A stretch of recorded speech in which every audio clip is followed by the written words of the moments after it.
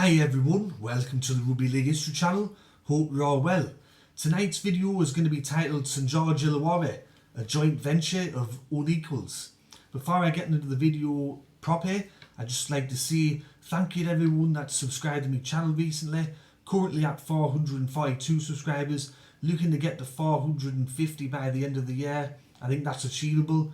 And thank you everyone that's recently subscribed, and thank you to everyone that supported me from the very start.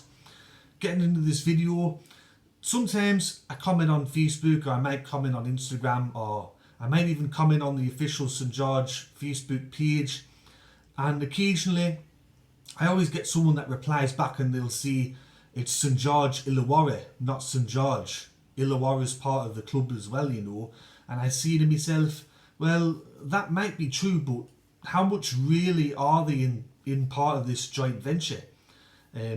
If you know me personally, you know that I don't really acknowledge the joint venture. I still think that it's St George, and Illawarra is pretty much just a name on the bottom of the badge. But I thought I'd get into some of the reasons why I think that way, and maybe if you're new to Rugby League, you don't really know too much about the St George Illawarra joint venture to start off with.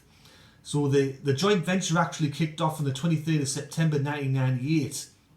Now, it was in that time period where clubs were getting killed off, clubs were getting merged, and there was a lot of panic out there. Clubs were looking to secure their future. St George had the money, they had a few good years on the field, they were safe for the criteria, they didn't actually have to form a joint venture or merge with anyone. But on the 23rd of September 1998, they decided to form a joint venture with Illawarra. Illawarra were in a lot of trouble at that stage, but they had a good junior base, and they also had the stadium down there. Now, St George and Illawarra, they were offered $11 million. This is back in 1998 as well, so it would have been a lot of money back then. And they were given a 7-year license. That was a 7-year security license to form this joint venture. Also, there was a relaxing of the salary cap, and a lot of Illawarra's best players ended up running out for St George Illawarra in 1999. I remember I was about 11 or 12 at the time when this joint venture happened, but I didn't really understand it fully because I was only just a young'un. But I remember watching St George Illawarra in their first game, and I'm kind of going, St George Illawarra? Why have they got Illawarra on the bottom? I mean, what happened to Illawarra? Where'd they go? I guess maybe St George just kind of acquired their players or something like that. But at the same time, St George's former coach, the one that took them to the 1985 minor premiership and grand final, Roy Masters, he said that pretty much the joint venture was St George provided the money, the history, and Illawarra provided the juniors and the wider playing area. When you actually look at the joint venture itself, when you just look at it straight on, the logo was St George, the jersey and the sponsor, so you got the red V and you got the sponsor, St George Bank. The team song, When the Saints Come Marching In. The nicknames, Saints, Red V, Dragons. Heritage Round, only St George are mentioned. So whenever they have a Heritage Round, they always go on about 11 in a row, never before, never again. They never mention Illawarra or any of their players or any of their history. It's just all about St George and their history since 1921. Also behind the scenes for a while there, and up until I think a couple of years ago, St George owned 75% of the club, Illawarra owned 25%, and then the Win Corporation come in, they acquired 50% ownership of the club, they took over Illawarra's side of the joint venture, and there's only one remaining board member on the actual club, that's Illawarra, and they've got no voting rights. So why are they there? I don't know. If you can't vote, why are you there?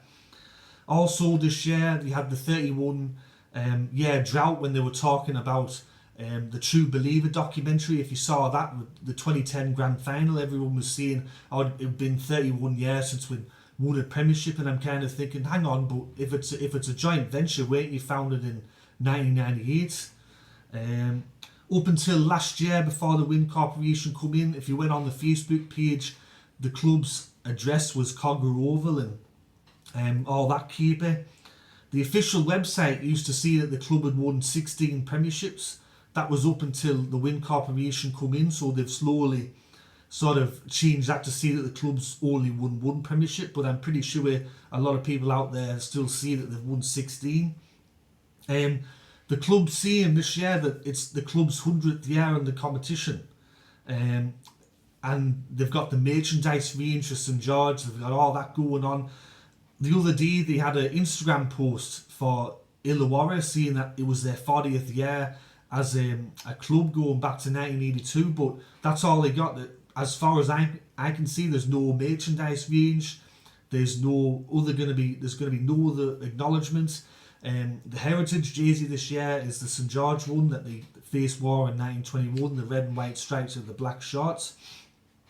The fans in the crowd, I've noticed this when I watch a lot of games, a lot of the fans in the crowd wear the St George Illawarra shirt or the St George shirt, which is just the white shirt with the red V. You rarely see an Illawarra shirt being worn in the crowd. I remember watching a documentary a couple of years ago where they went to this lad's garage. I think he lives down the south coast somewhere in, I think maybe Nauru. He calls himself Illawarra's biggest fan, and he's got memorabilia and all sorts. It's actually really impressive. And he actually said that he doesn't follow St George Illawarra, and he said the moment that Illawarra formed the joint venture with St George, that was pretty much it for him. He said that he doesn't even consider it a 50-50. He just said it's 100% St George. It was a takeover. Illawarra, they had a New South Wales Cup team in theirs. St George withdrew theirs a couple of years ago. Illawarra was in there, and then I think about 2 or 3 years ago, St George went, right, that's the end of the Illawarra thing, so they're back to a St George Illawarra. But the St George Illawarra New South Wales Cup side also wear the red V. Illawarra only have 2 clubs now that compete. They've got no senior side left. They've only got a Harold Matthews team and an SG Ball, which is kind of under 18, under 16. So when you look at this joint venture, pretty much all that Illawarra gets is a name on the bottom of the badge, even though it's St George's logo. They get a couple of home games a year at Wollongong, and a few local juniors and that meet the grade, like your Matt Cooper or a Ben Hornby or one of those players, Ben Cray, someone like that. They make the first grade side for St George Illawarra. But I think looking back through history now, you can clearly see that St George were very smart in forming a joint venture with Illawarra. They get the luxury of being known as to the NRL as a regional side. I think that they could foresee that even though the NRL was rationalising in the late 90s, they knew that the NRL had unfinished business and they were looking to kill off further Sydney clubs in the future. If you've noticed, over the last 10 years there's been talk of getting shot at Manly, getting shot at Cronulla, moving West Tigers. Even though West Tigers have merged, they're still unsafe apparently.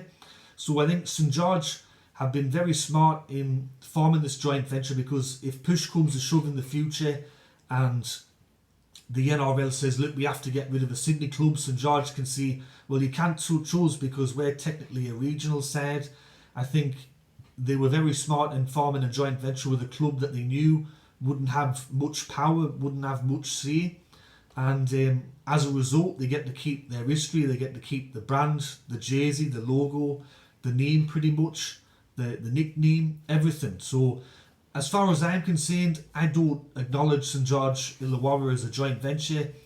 To me, it was just a hostile takeover, and it's just St George pretending to be a joint venture to satisfy what the NRL wants, but at the end of the day, it's just St George. So anyways, that's my video on this St George Illawarra joint venture. I think it's a very unequal joint venture. Let me know your comments in the section below. Do you think the same way? Do you think it's a fair joint venture or not? And if you like the video, please make sure you click that like button. And if you have not yet subscribed, please consider doing so. I'm up to 442 subscribers at the moment, looking to get to 450 by the end of the year. So anyways, everyone, I'm signing off now. This has been Rugby League History, and I'll catch you all later in the next video. Alright, tatty bye now.